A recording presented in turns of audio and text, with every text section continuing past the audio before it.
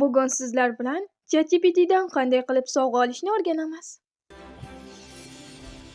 Buning uchun ChatGPTga kiramiz va sovg'a emojisini yuborib biroz kutamiz.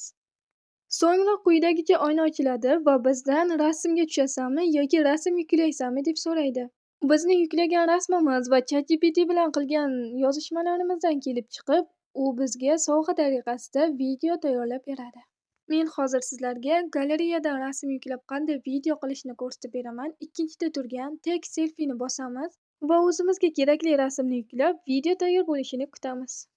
Oh, Zura, you've been so naughty this year that I brought you something I know you'll hate. A monolingual Russian phrase book. Really? Santa, I already speak Russian and English and Uzbek. What am I...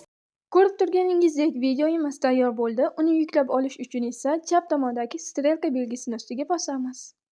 Bugun sizlarga o'rgatmoqchi bo'lganlarim shulardan iborat edi. Keyingi video darsliklarimizda ko'rishguncha. Aytgancha ChatGPT sizlarga sovg'a qilgan videolarni izohda kutib qolaman.